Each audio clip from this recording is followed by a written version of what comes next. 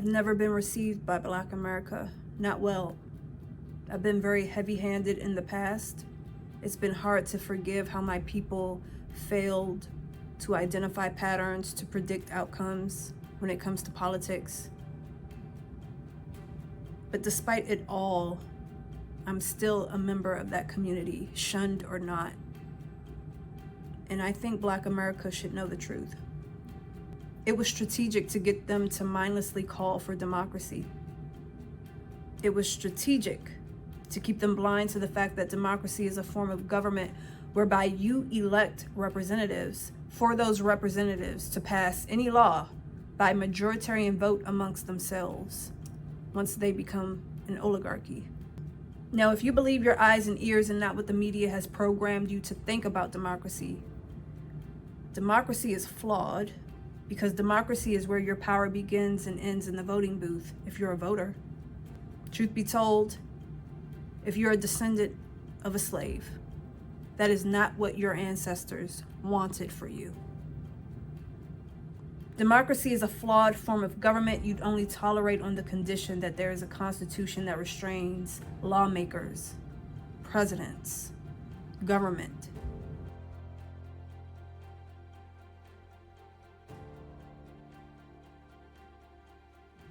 In the past, I've hit hard against Black America. It's been difficult to forgive the Black community for priding ourselves on being so resilient and so educated that we walked blindly and mindlessly into traps. We were not able to identify patterns to predict political outcomes. It's been difficult.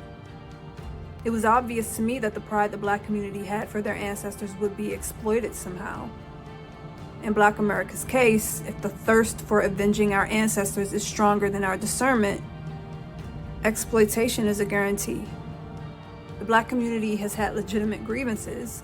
The world listened when we called the government corrupt and irredeemable. And then the world watched us grow the same corrupt and irredeemable government so we can integrate into it. That's what we've done. When you build premises that a monopoly is corrupt and can't be redeemed, while you also fight to have a seat at a corrupt table with this irredeemable monopoly, that's indicative of subversion. With God as my witness, being Black in America includes witnessing mass subversion and indoctrination of your own people.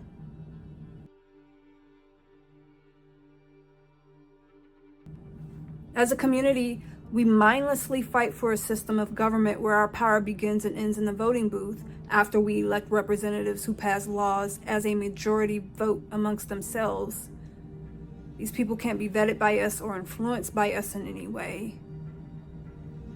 This form of government is called a democracy.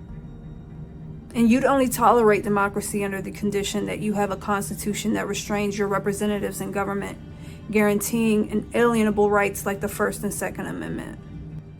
Those are facts. Today, the Black community calls for democracy. Our minds are poisoned against the Constitution, and that does paint a terrifying picture for the Black community.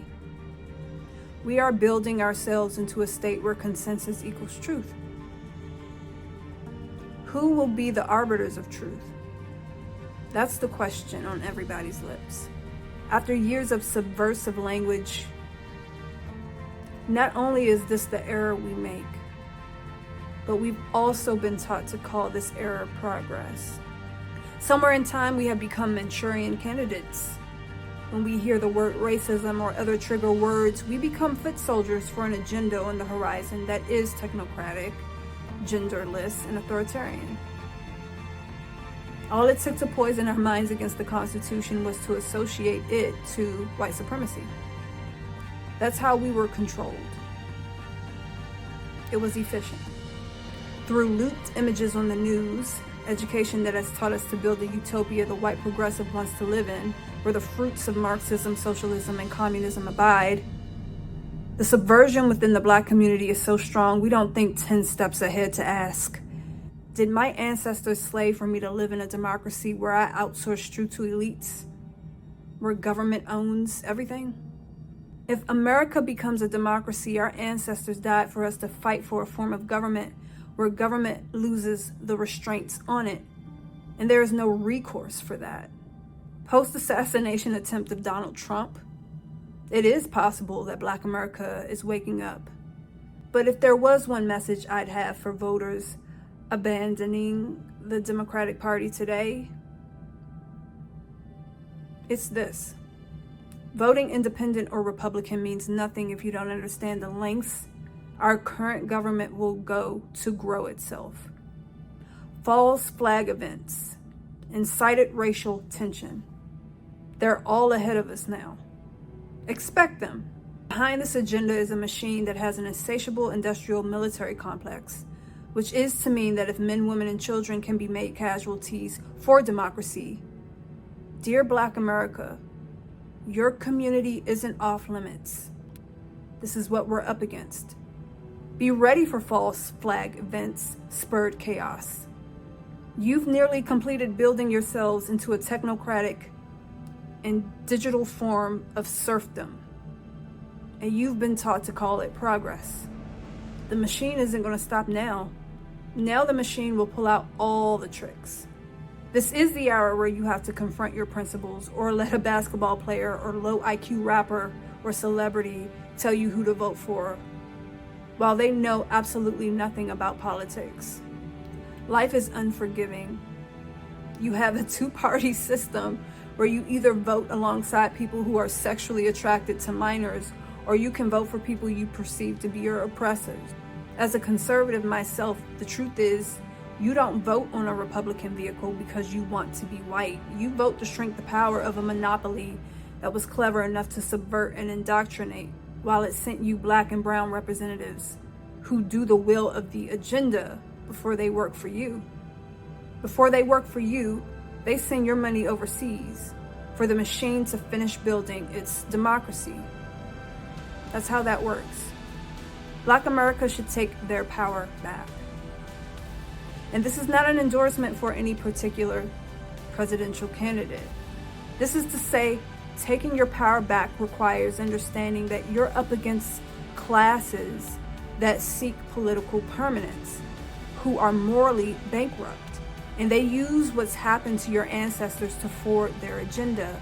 Understand that if you want to have a meaningful conversation about white privilege, since by now that hindsight has exposed that there were privileged and rewarded classes that were given poison called fiat currency, doomed to fail over time.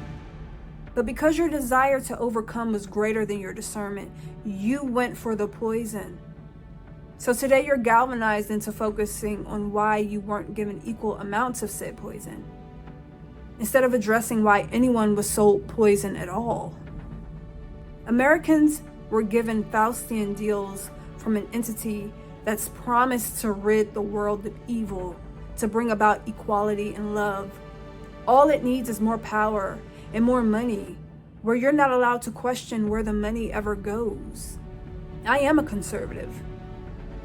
I make no apology for wanting to conserve a constitution that restrains government. Time's up for political theater or reaction artists in any political faction. If Black America is truly waking up, then they should move from here on out like they know that despite there being classes they believed oppress them, everyone is up against an agenda that's here to steal, abuse, and destroy. That means if you have an enemy, you both have the same enemy now. And that enemy sold you progress. Funny thing is, because we're dealing with evil that knows how to tell the truth as it misleads, progress is what we have achieved. It just wasn't for ourselves. We helped tyrants progress. In return, they've threatened to open the borders for those they hope will vote for them, guaranteeing the erasure of the Black voice, the American voice. And just in case you felt an aversion to that, they educated you into why you should consent. Black America has progressed to a place in time where white liberals and progressives have educated them into righting the wrong of colonization with globalization. Indoctrination was so strong, no one stopped to ask if the colonizer came in the name of letting no one keep their land. How is the globalist any better? One comes in the name of letting no one keep their land. The other comes in the name of letting no one keep their hemisphere.